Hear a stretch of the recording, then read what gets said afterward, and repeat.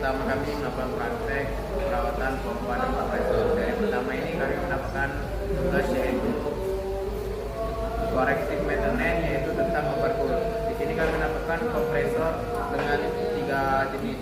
Yang pertama itu ada kompresor listrik, yang kedua itu kompresor solar, dan yang ketiga itu kompresor trim atau kompresor dua piston. Saya Pandawa sebagai engineer. Saya Mario Setiawan sebagai teknik. Dan saya Jaludin sebagai engineer. Dan saya Budi Setiawan sebagai teknik.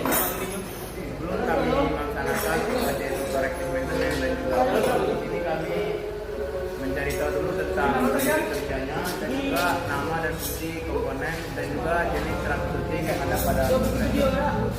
Sekian dari kami. Perkenalkan, nama saya Budi Setiawan. Di sini saya sebagai safety. Saya akan menjelaskan saat melakukan pembongkaran pada kompresor. Safety-nya yaitu sebelum pembongkaran pada kompresor, matikan arus listrik terlebih dahulu dan tidak tersambung pada arus listrik yang ada. Setelah itu pasang tekanan udara, yaitu di sini buka katup penguras tangki untuk melepas semua udara, sisa udara bertekanan untuk memastikan tidak ada udara di dalam tangki tersebut. Setelah itu pemutusan sambungan selang, yaitu di sini pemutusan sambungan selang. Lepaskan sambungan selang secara perlahan, gunakan kunci pas atau ring dan bila melepas jangan di depan katup atau depan selang saat membukanya, karena bisa mengakibatkan ada tekanan yang keluar di depan selang. Setelah itu pemeliharaan unit pompa. Hati-hati dengan permukaan panas saat pembongkaran bagian bergerak di bagian silinder atau motor listrik tersebut. Setelah itu melepas motor kompresor. Gunakan alat angkat yang sesuai dan untuk komponen berat jangan mengangkat sendirian. Dan setelah melakukan pembongkaran, jangan ada sisa-sisa oli atau limbah komponen filter untuk pembuangan yang benar. Sekian dari saya, terima kasih. Oke, baik. Di sini saya akan menjelaskan prinsip kerja kompresor. Yang pertama itu pastikan kabel menyala ke aliran listrik. Dari kabel ini menyambunglah ke dalam yaitu resistor. Dari resistor dia itu terhubung ke dalam motor listrik. Di saat motor listrik terus berputar, dia menyebabkan piston naik dan piston turun, menyebabkan klep in terbuka dan masuklah udara. Dan saat piston kembali naik, klep X ini terbuka dan mengalirlah udara melalui hose ke dalam tangki. Setelah itu kita menuju ke fitting. Fitting ini mengarah yaitu ke dalam pressure switch, yaitu kontrol udara yang mengatur tekanan udara. Apabila udara di dalam tangki itu berlebih, dia akan otomatis mati. Dan di sini juga ada yang namanya pressure gauge, yaitu mengidentifikasi tekanan yang berada di dalam tangki. Dan yang terakhir itu ada yaitu yang namanya valve. Valve inilah yang mengalirkan udara menuju keluar, seperti mengisi angin ban dan lain-lain. Sekian dari saya, terima kasih. Baiklah, di sini saya akan membuka poros engkol untuk mengecek piston.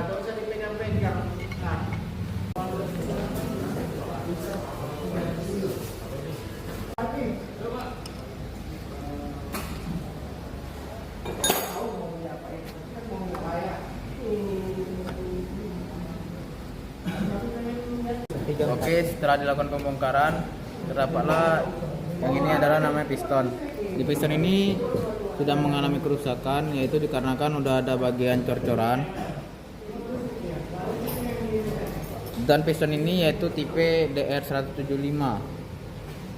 Untuk penggantiannya itu ada di toko online dengan sekitaran harga 585.000. Dan ini contohnya. Sekian dari saya, terima kasih. Oke, di sini saya akan menjelaskan kompresor Fitwin atau kompresor 2 piston. Kompresor ini memiliki dua langkah yang berbeda. Yang ini adalah filter udaranya, dan selang ini yaitu selang yang mengalir ke dalam tangki. Dan ini adalah tempat pump bell yang mengalir ke motor penggerak yang menghasilkan tekanan ataupun kompresi. Sekian dari saya, terima kasih. Ini kita akan membongkar ini, dan safety-nya yaitu kita harus menggunakan repak dan kunci. Jangan nyampai kuncinya terkena oli, nanti bisa tergelincir atau kepleset. Baiklah, di sini kami akan membongkar mesin kompresor dengan tipe Fitwin.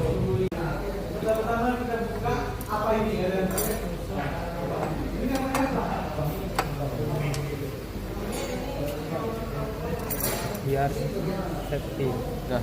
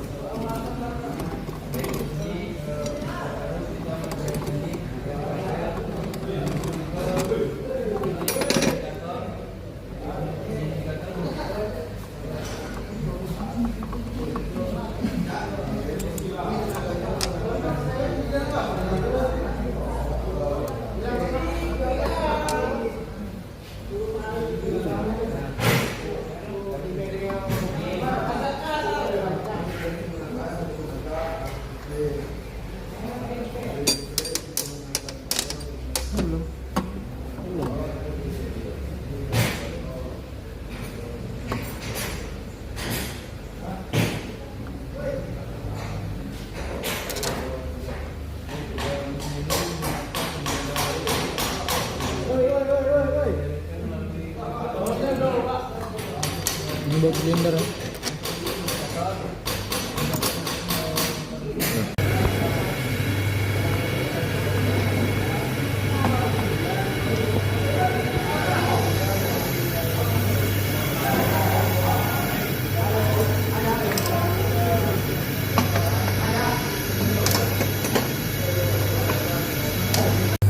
Setelah dilakukan pembongkaran pada kompresor Fitwin, terdapatlah beberapa komponen. Yang pertama itu ini adalah crankcase, yaitu rumah dari semua komponen yang telah dibongkar. Yang kedua itu ada piston, blok atau boring, dan yang terakhir itu ada crankshaft. Di crankshaft ini terdapat dua bearing. Yang pertama itu bearing merek NTN, yang kemungkinan besar bearingnya itu di 6200 ataupun 6300. Saat membeli, pastikan mencocokkan kode lengkap yang tertera pada badan bearing seperti 6302LU atau semiripnya.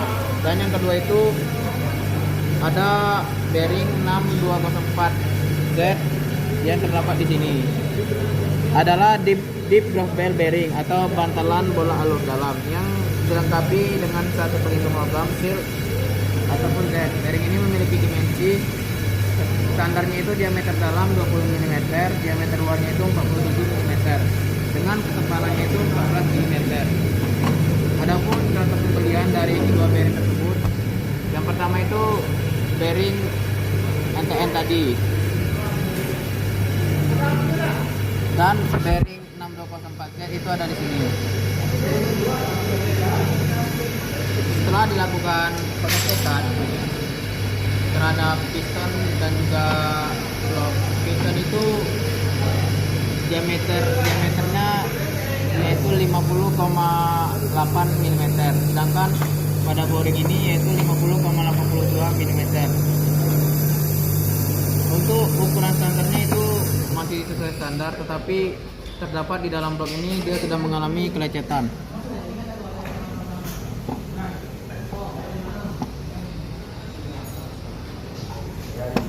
Untuk pembeliannya itu ada di toko online. Yang ini adalah untuk pembelian rumah blok dengan ukuran standarnya itu 51 mm. Dan untuk pistonnya itu ada di sini, yaitu piston dengan ukurannya sama yaitu 51 mm. Sekian dari saya, terima kasih. Oke, yang terakhir saya akan menjelaskan tentang head compress atau head cylinder yang tersambung dari filter udara, dan ini adalah klep, dan ini adalah filter yang bakalan masuk ke dalam tangki, udara yang bakal masuk ke dalam tangki. Sekian dari saya, terima kasih. Selanjutnya kita akan melakukan pemasangan komponen pada kompresor.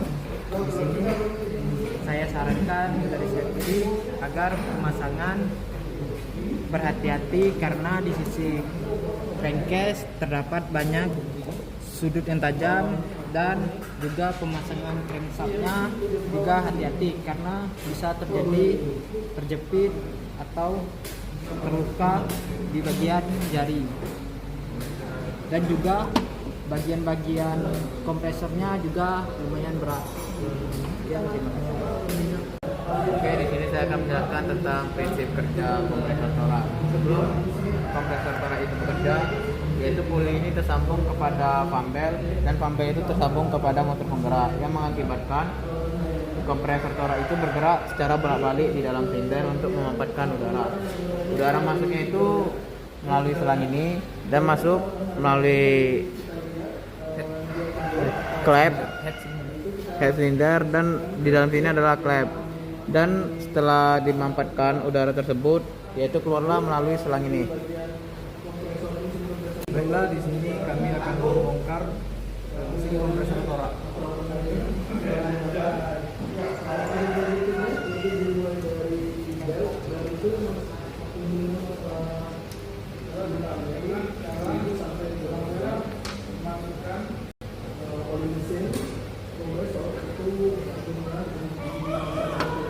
Baiklah, ini adalah head dari mesin kompresor torak tersebut, dan ini adalah pistonnya. Oke, setelah selesai dilakukan pembongkaran, terdapatlah yaitu yang pertama itu bearing. Bearing ini udah terkontaminasi dengan air sehingga membuat dia menjadi berkarat. Untuk kodenya itu dia di 6207 dengan merek Koyo Japan.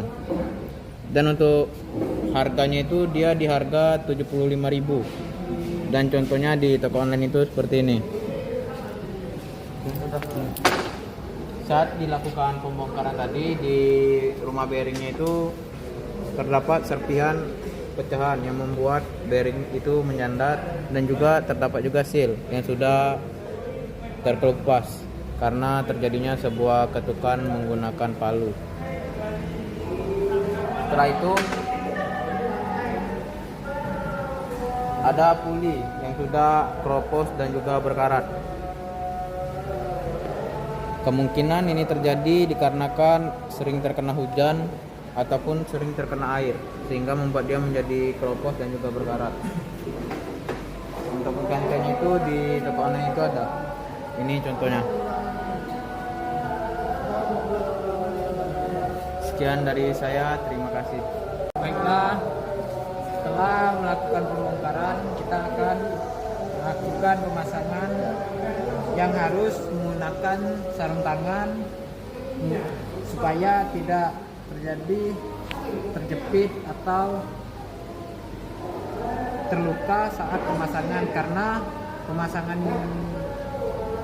head cylinder puli tersebut sudah mengalami keropos pada bagian pulinya, sehingga dia membuat bagian puli sudah menjadi tajam. Baiklah, setelah itu proses pemasangan kedudukan bearing. Hati-hati karena bisa terjepit. Sekian dari saya, terima